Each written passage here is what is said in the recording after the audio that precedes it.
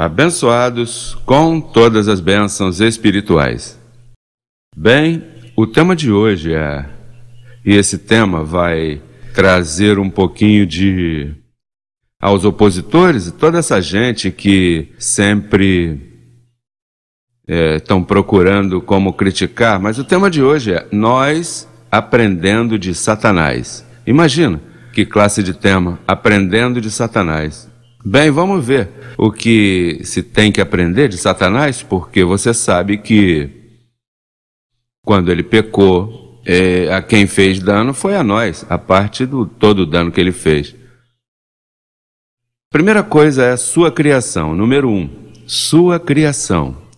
Diz, acabado em formosura. Imagina se podemos aprender vendo a formosura com a qual Deus criou a seu primeiro filho. Esse foi o primeiro filho de Deus, que logo, por sua desobediência, lá nos livros históricos diz: vocês são filhos de seu pai, o diabo. Agora o diabo tem filhos, claro.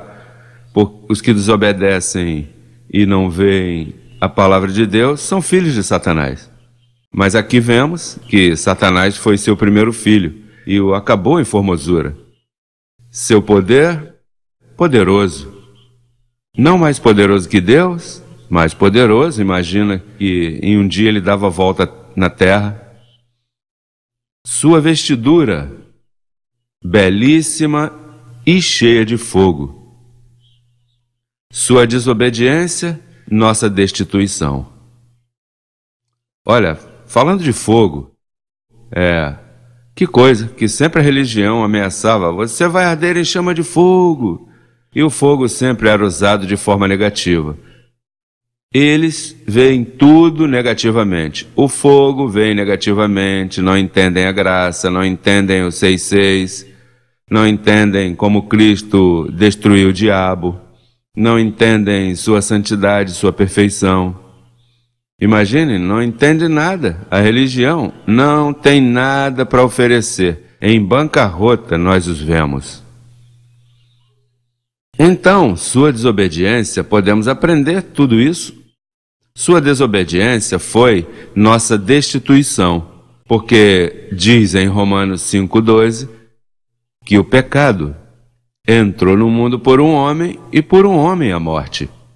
A morte de quê? A morte do fogo, que viemos chegar a corpos corruptos, corpos que morrem, corpos limitados. E nesse aspecto fomos destituídos dessa glória que é fogo, o fogo de Deus. Agora eu me lembro, quando eu estava no sistema, que eu cantava um corinho que dizia: irmãos, vamos todos pedir o fogo de Deus. Irmãos, vamos todos pedir o fogo de Deus. Fogo, fogo, fogo do céu queremos. Mas você sabe que eles estão pensando, quando eles dizem fogo, eles pensam em línguas, eles pensam em dançar com essa carne danificada, eles pensam em dar pulinhos, eles pensam em vestimentas, pensam em alimentos, e pensam em tudo o que não é fogo. Assim que, imagine só.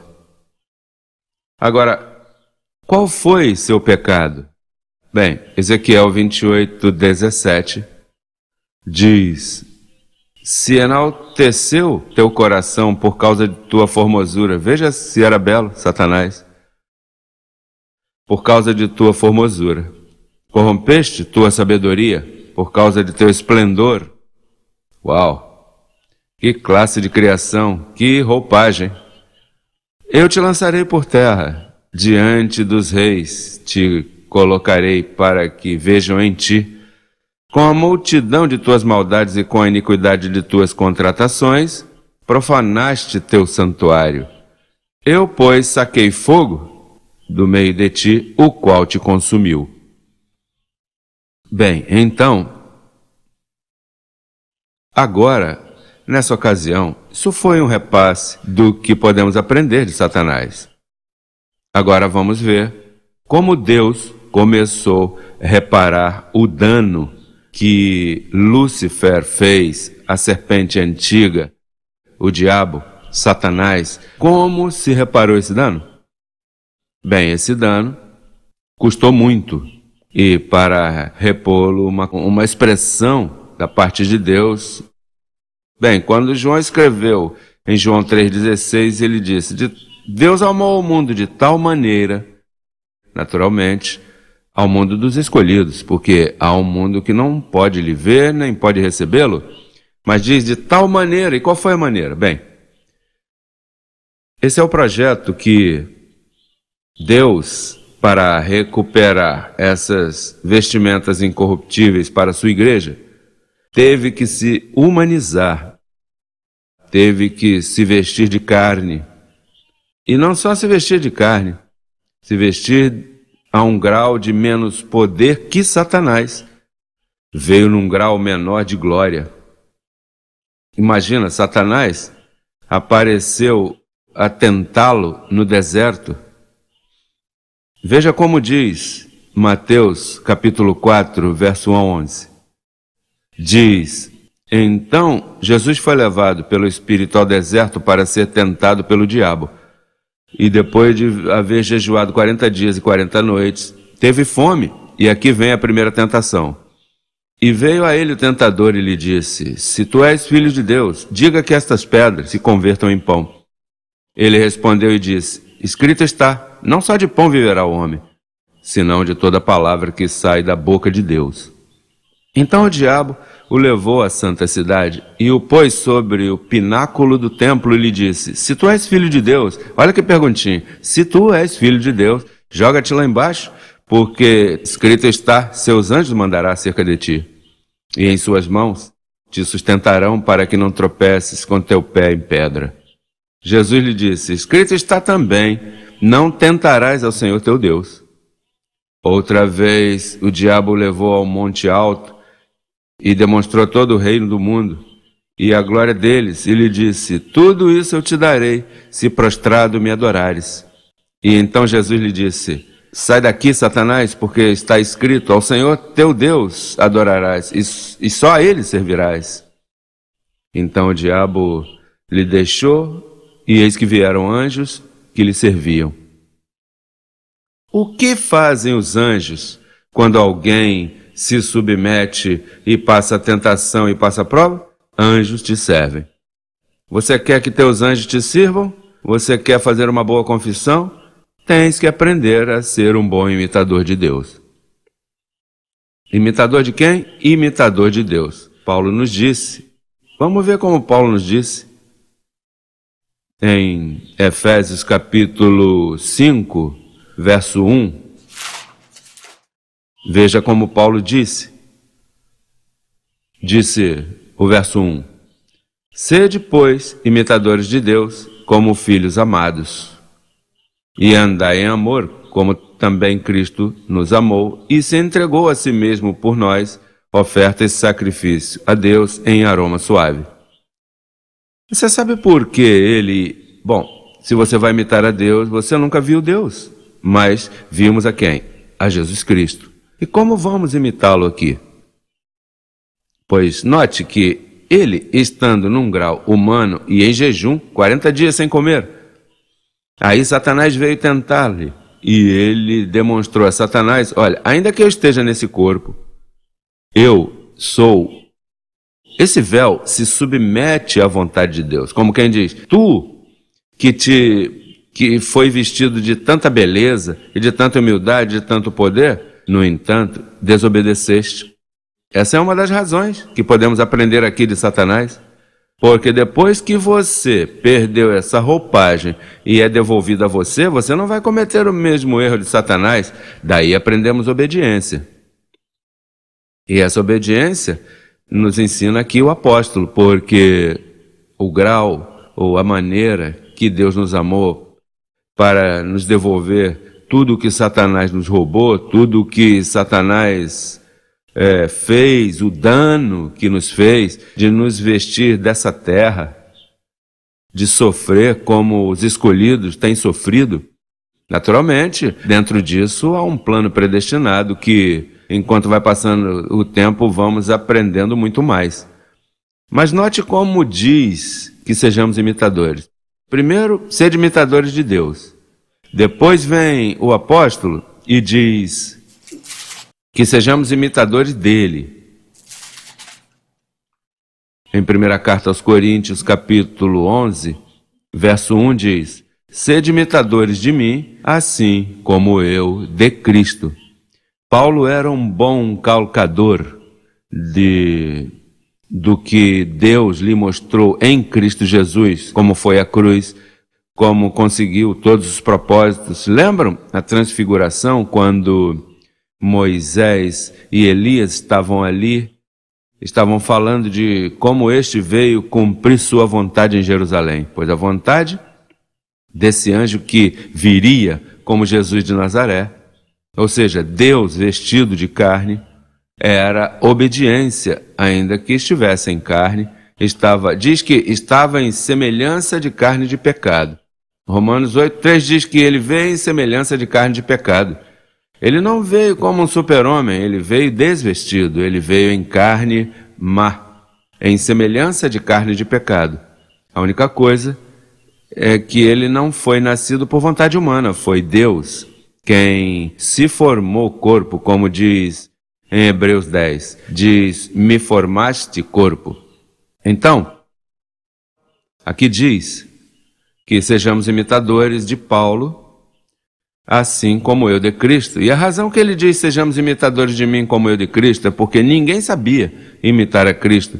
Se iam imitar a Cristo, poderiam imitá-lo como fazem os católicos, que se vão andando, se vão de joelhos, subir uma escada, como fizeram nessa semana passada, todas as coisas ridículas que vão não se ajoelhar num Cristo de pedra. Lá no Brasil, esse Cristo de pedra, para fazer orações diante dele.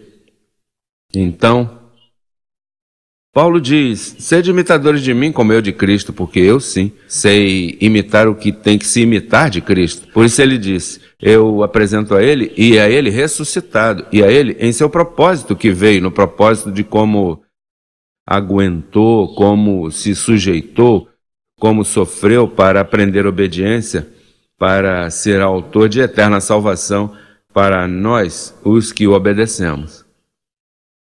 Também em Filipenses 3,17, agora não fala sede imitadores de Deus ou sede imitadores de Paulo. Diz, os que assim se conduzem, Filipenses 3,17. Irmãos, sede imitadores de mim e olhai os que assim se conduzem, segundo o exemplo que tendes em nós. Quer dizer que tem que buscar gente boa para imitar. Diz um ditado, ao que se arrima ou se encosta em boa árvore, boa cobertura, é assim que diz? Boa coberta recebe, não? Ou seja, temos que nos unir com pessoas humildes, pessoas de testemunho, para ser imitadores de coisas assim. Não podemos estar com qualquer um porque se chame de abençoado. Tem que escolher sua gente, porque, olha, tem gente que não vai na primeira com as primícias, tem gente que vai na outra vigília ou na outra. Tem gente que vem com suas lâmpadas vazias, empresta-me óleo porque é minha, e tem que responder com prudência. Olha, aqui cada um levará a sua própria carga, procura teu próprio óleo. Eu tenho minha lâmpada acesa porque aqui cada um leva a sua própria carga, mas não me peça óleo a mim. Não vai ser que, sendo você um iluminado e um escolhido, um salvo, te passe o fogo e haja por aí um pouco de palha e termine salvo na segunda vigília? Você sabe ao que me refiro? Numa colheita, o agricultor pega as primícias primeiro e logo se recolhe a segunda, e o que se vai vender à fábrica e é o que os põe à venda ao público. E em uma colheita se pode aprender muitas coisas, mas então tem que ser bons imitadores de Deus. Então a lição que podemos aprender neste dia é que para ter uma boa cobertura angelical tem que ser obediente e tem que ser bom imitador de Deus e, sobretudo, agradecer a Jesus de Nazaré por essa obediência. Aí tem que imitá-lo. Claro, se imita onde tem que imitá-lo. Você não vai imitar nas coisas que ele fez, como jejuar 40 dias e... Isso você não tem que obedecer, porque isso já se cumpriu para você. Você não tem que se batizar como ele se batizou, porque ele se batizou por ti. Você não tem que pegar um pedaço de pão e parti-lo como se isso fosse seu corpo, porque a Páscoa já foi sacrificada. Você não tem que imitá-lo, nem impor mãos, você não tem que imitá-lo em todo o sofrimento que ele passou, porque isso ele passou por ti. Mas podes imitá-lo quando vem tentações a ti, maquinações, e te confunde porque Deus te abençoou e você se acha melhor que outro e maltrata o que está menos que tu.